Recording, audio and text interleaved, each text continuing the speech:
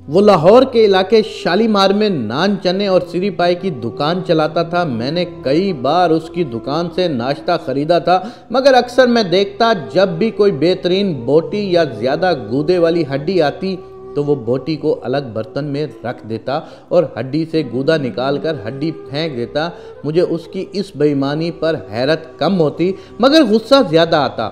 تب میں زیر تعلیم تھا، کالج میں میرا پہلا سال تھا، بچوں جیسی جھجک اور خوف میرے اندر تھا۔ میں چاہ کر بھی سری پائی بیچنے والے سے نہیں پوچھ سکتا تھا کہ وہ ایسی بے ایمانی کیوں کرتا ہے۔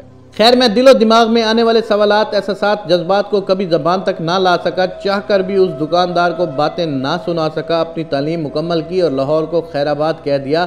آج ٹھیک تقریباً 7 سال بعد میں دوبارہ اسی دکان پر اپنے دوست کے ہمراہ ناشتہ کرنے گیا۔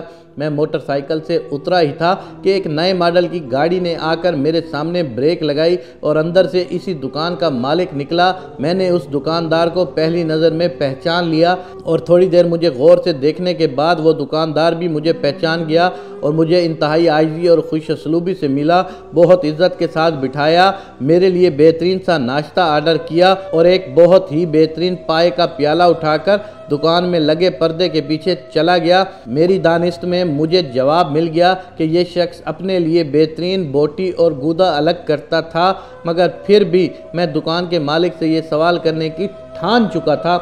لہٰذا تھوڑی دیر بعد جب وہ فارغ ہو کر باہر آیا تو ہاتھ دھو کر میری ٹیبل پر آ بیٹھا۔ میں بھی ناشتہ کر کے فارغ ہو چکا تھا اور اس کے انتظار میں ہی بیٹھا تھا۔ اس نے آتے ہی ایک بار پھر میرا حال احوال دریافت کیا، مجھ سے قریبی عزیزوں کی طرح میری فیملی کے متعلق پوچھا۔ میں نے بھی سب باتوں کا سرسری سا جواب دیا اور آخر میں اپنے ذہن میں موجود سوال کو اس دکاندار کے سامنے رکھ دیا اور بتایا کہ یہ سراسر بے ایمانی ہے۔ آپ بہترین چیز اپنے لیے الگ کر کے رکھ لیتے ہیں اور حرام کی کمائی سے آپ نے گاڑی بھی خرید لی ہے۔ میری بات سن کر وہ مسکرایا اور پھر مجھے کہا، تم اب بھی بچے ہو۔ اس کے بعد اس نے مجھے جو کہانی سنائی اس کے اختتام پر ہم دونوں رو رہے تھے۔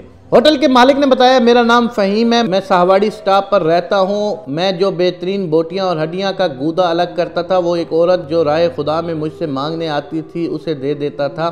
آج وہ عورت بوڑھی ہو چکی ہے، چلنے پھرنے سے عاجز ہے۔ جس پردے کے پیچھے میں کھانا لے کر گیا تھا وہ وہیں بیٹھی ہوئی تھی۔ میں نے اس کو اپنے ہاتھوں سے کھانا کھلایا، اس کا منہ صاف کیا اور اپنے ہاتھ صاف کر کے باہر آ گیا۔ میں اس عورت کو نہیں جانتا، حقیقت یہ ہے کہ مجھے یہ بھی نہیں پتا کہ یہ مسلمان ہے یا نہیں، مگر یہ مجھ سے مانگتی اللہ کے نام پر تھی۔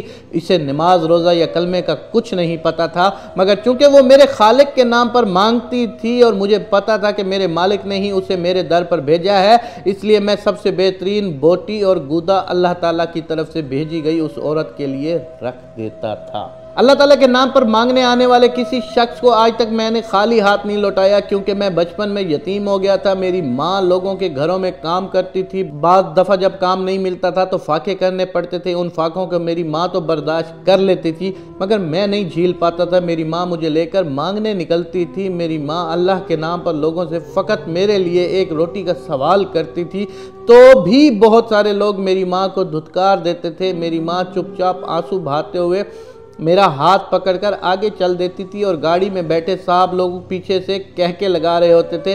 میں نے ماں کے جیتے جی نان چنے اور سری پائی کی ریڑھی لگا لی تھی۔ اللہ تعالیٰ نے الحمدللہ مجھے رزق دینا بھی شروع کر دیا تھا، مگر تب تک بھوک سہ سہ کر میری ماں بہت ساری بیماریوں کا شکار ہو چکی تھی۔ میرا کاروبار چمکنے سے پہلے ہی میری ماں مر گئی، مگر مرتے وقت میری ماں نے مجھے ایک بات کہی تھی، کسی بھوکی اور مجبور عورت سے اس کی بھوک یا مجبوری کے بدلے اللہ تعالیٰ کے نام پر کوئی تم سے مانگنے آئے تو سب سے اچھی چیز دینا، کیونکہ وہ چیز تو مانگنے والے کو نہیں بلکہ اللہ کو دے رہے ہوتے ہو۔ اس نصیحت کے بعد میری ماں نے صرف موت کی ہچکی کے وقت کلمہ پڑھنے کے لیے آواز نکالی اور پھر ہمیشہ ہمیشہ کے لیے اس جہاں فانی کو چھوڑ کر چلی گئی۔ میری ماں کی موت کے 1 سال بعد میری دکان بہت اچھے سے چلنے لگی، میں بہت اچھا کمانے لگا اور ماں کے مرنے کے 2.5 سال بعد ایک عورت اپنی 3 سال کی بچی کے ساتھ میری دکان پر آئی۔ اس نے مجھ سے اللہ کے نام پر کھانا مانگا تو میں نے اسے ڈھونڈ کر بہترین سالن اور نان دیے، کیونکہ اسے دیکھ کر مجھے میری ماں کی نصیحت یاد آ گئی تھی۔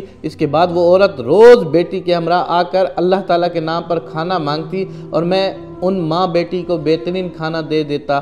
फिर एक बार अचानक वो 3-4 दिन के लिए ना आई तो पता चला कि उसकी बेटी रोड एक्सीडेंट में मर गई है। मैंने उससे उसकी बेटी के मुताल्लिक कोई सवाल ना किया ताकि उसे कोई दुख ना हो, और उसने अल्लाह ताला के नाम पर खाना मांगा, मैंने उसे दे दिया। अब मेरी रूटीन बन गई थी, मैं बेहतरीन बोटी और गूदा निकाल कर अलग रख लेता था। यूं ही वो औरत मेरे पास आती, मेरे खालिक का नाम लेती, हाथ फैलाती, मैं उसे बेहतरीन खाना खिला देता। एक बार वो खाना खाकर मेरी दुकान से निकली ही थी कि तेज़ रफ्तार रक्शे से टकरा कर गिर पड़ी, उसकी टांग टूट गई। मैं उसे अस्पताल लेकर गया, उसका वारिस बना और उसका इलाज करवाया। अस्पताल से फारिग होकर उसे उसके वरसा के बारे में पूछा तो उसने कहा, मेरा कोई वारिस नहीं है, बस मेरा अल्लाह ही मेरा वारिस है। मैं इस औरत को अपने घर ले गया और उसको खिदमत करके सारी कमी पूरी कर दी जो अपनी माँ की खिदमत करने में मुझसे कोताही हो गई थी। मेरी माली हालत ठीक थी, मगर फिर उस औरत के घर में होने की वजह से कोई भी लड़की मुझसे शादी के लिए तैयार ना थी। मुझे उस औरत को घर से निकालने की शर्त पर रिश्ता ऑफर हुआ, मैंने इनकार कर दिया। मेरा बढ़ता कारोबार देखकर एक और फैमिली ने मुझे इस बूढ़ी औरत के साथ कबूल कर लिया। यूं मेरी शादी हो गई। शादी के बाद मैंने दुबई में अपने दोस्त के साथ मिलकर होटल बनाया और अल्लाह ताला ने वहां से मेरे कारोबार को बरकत दी और मैं दिन दुगनी रात चुगनी तरक्की करता गया। आज मेरे पास अपनी गाड़ी, बीवी, बच्चे सब कुछ है।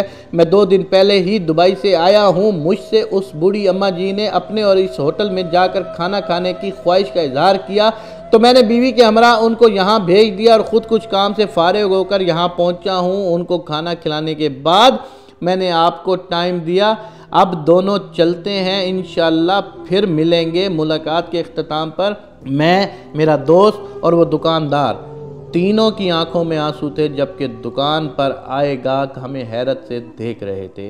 मैंने नाश्ते का बिल देना चाहा मगर फ़हीम ने लेने से इनकार कर दिया। मेरी लाख ज़िद पर भी वो ना माना तो मैंने मुसाफा करने के लिए हाथ आगे बढ़ाया। यूं ही फ़हीम ने मेरे हाथ से हाथ मिलाया तो मैंने बेसाख्ता फ़हीम के हाथ पर बोसा दिया और अलविदा कहकर चल पड़ा। इस वाक़े के बाद मैंने लोगों को मनफी नज़र से देखना छोड़ दिया और इस वाक़े ने मेरी सोच ही बदल कर रख दी।